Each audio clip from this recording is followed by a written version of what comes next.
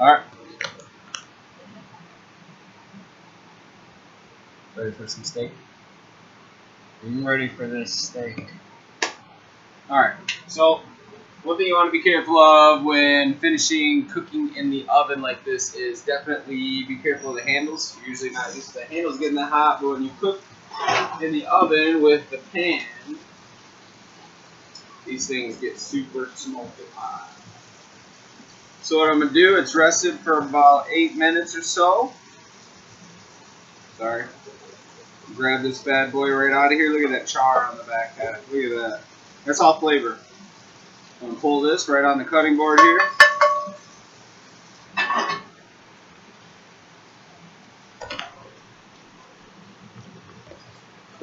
You see that, baby? Yeah. So what I'm looking is I'm feeling, see how well it's done. So rule of thumb is, see my hand here? Touching your pinky. If the meat feels like this, I'm saying, thumb to pinky. The meat feels like this, that's a well done steak. Switch to the ring finger. Feel this, that's a medium well. Switch to the second one, it's a little bit softer, there's less tension there, it's less cooked. That's medium rare. Switching to your finger, your pointer finger, you feel that, so that's nice and soft. That's a rare steak. So here I'm saying we have about a medium steak here, just by feeling it. And honestly, I'm not that good at judging at it, but if it's not done enough, some people like it more crispy, we'll cut it, we'll throw it right back on that hot cast iron pan, we'll be totally fine. So, what I want to do here is you see the steaks running this way, you can see the grain of the steak. So what you want to do is you want to make sure you're cutting against the grain of the steak. So the grain's running this way, you want to cut this way. So I'm going to go ahead and I'm going to slice into this bad boy here. I don't know if you can see that or not, but look how gorgeous that is. Oh yeah. So what I'm doing here is I'm shaving it nice and thin and keeping it flat so the steak's not cut on a bias even more so. You see it's thin, cut against the grain, getting into the middle here. So yeah, people like different wellnesses, different ways of it being done, more well, less done. Of course, outside, they want well done, give them the outside. As it gets more towards the middle, where you see this pink and goodies, that's where you give it to me. I want the cow still mooing. I don't even need steak sauce. I just dip it in its own blood. Hope that sounds yummy. So I'm just going to cut a couple more here real quick.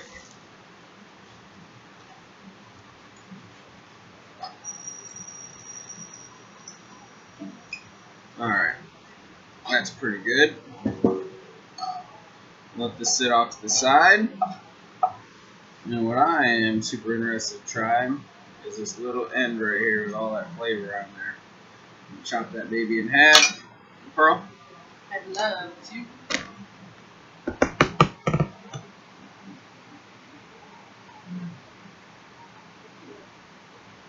The outside is really crunchy and flavorful. It's got a nice coating on there. And that coating, sorry I talked my mouth full, is from a hot pan. Dry meat, hot pan, hot pan. Let it rest. Don't touch it. That cracked pepper comes in the back. A little spicy. That is very good. So, again, you like it more well done, cook it longer. You want it less well done, cook it less. Flavor profile, you can do whatever you want with it. It's a blank canvas piece of meat. Same with the hummus. But for us, we like to put these little small components together now, and we make ourselves a little sandwich or a little hummus or a little sandwich hummus steak wrap. So a little hummus, a little pita, fresh piece of steak. I mean, what did that take us? 15 minutes? Overall. Fries should be coming out here.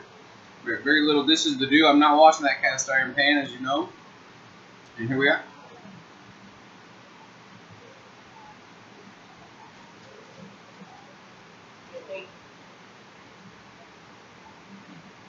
Starts with that lemony flavor of the hummus. Ends on the back half with real meaty, peppery, salty, and then it's got a nice texture from the meat, nice and chewy. Softness of the pita bread. It's a nice match. Oh, remind me. These fries. Yeah. How we good? Fries are done. They might look burnt to you guys. I don't know if that's showing up right, but these babies are purple. Purple and crispy. Oh, yeah. I think those are going to be spot on. So, of course, we're going to let those cool down a little bit, and then we're going to dig into those. We're going to continue eating this and this and this. Wish we were here. Wish you were here with us. But, sorry, you can't be. So, we got a video for you. Ooh, all right. Be careful, that stuff is hot. Thanks, guys. I'll be back in a little bit for some sorbet. So I just want to take a moment and show you. I don't know if our lighting's good enough that you'll actually see, but these potato fries are so good.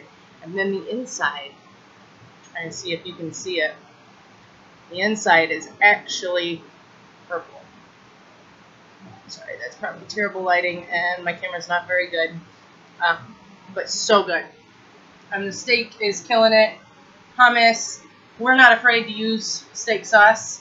I know some people get really upset, but we love the flavor of steak sauce. We love barbecues. So we take and use a lot of different sauces when we eat. Nothing against it. Steak's good on its own. Steak's good with the sauce. It's all good. Look at how juicy this is. Yeah. Kind of gets the grain like that. Super juicy. Oh my gosh. Tender. And you can do so much of the steak. You can cut it like this, serve as is. You can cut it like this, put it on some tacos, savory and eat like we are. Put it as appetizers. Put it out with your hummus. Put it out there. You have a great appetizer platter.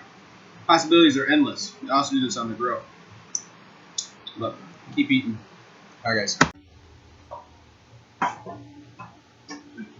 Cool Chris here. I'm going to show you right now how to chop some herbs.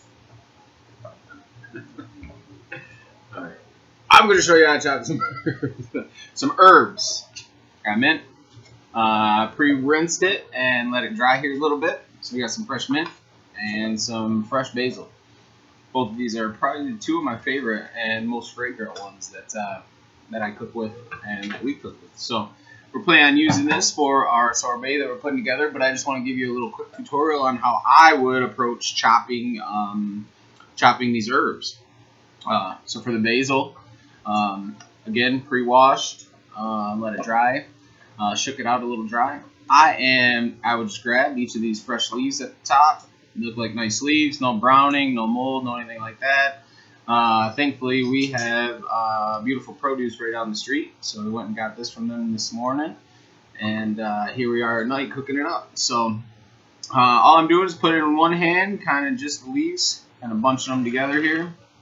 We need this minced up, super small. Is that what we're doing here? Yeah. Well, Okay. You don't even have to do it. Actually, you probably don't have to because we're going to throw it in the... Okay. Well, I'm going to show you how I would mince it up. So, got it in a little cluster like this. Come down here to the cutting board. Put it on the cutting board here. We can kind of roll it up nice and tight like this. So it's in a ball. Again, grabbing our knife up top here. Keep it nice and tight. And all you're doing is you're kind of keeping this together and pulling it together as you chop through it. Alright? So again, gets away from you. Put that knife down, push it right up against that blade. Lift that blade up, coming right back through it. In a perfect world, you keep your knuckles tucked. Not always the best at that, but I am very conscious of where I'm cutting. So, you'll run through it just like that. Gives you some really nice fine pieces there. And again, it does smell amazing. So if that's not fine enough for you, you're just going to put it back in the middle, grab the tip of your knife, run back through it as many times as you would like. Right? Fortunate enough for us, we are putting this in the food processor, so I really do not have to worry about this. So that's fresh basil. Fresh mint's the same thing. You can look at it, it has a lot of similarities. Again, you're just plucking those leaves off of there. Get them in a little bundle. Put them down, run the knife through them. Again, you want them finer, run the knife through them again. And you got fresh herbs. One thing I will tell you, since we're not using all this basil tonight, you don't want to pre-chop this unless you're going to use it right away because it'll turn all brown. Same thing with mint and get nasty on you. So I'd put it in the fridge. And honestly, in a perfect world, you put this in a little cup of water, standing upright in the fridge. Not always a perfect world. What I would do, honestly, take it, throw it in a Ziploc bag, put it in our fridge, and keep it till tomorrow. All right.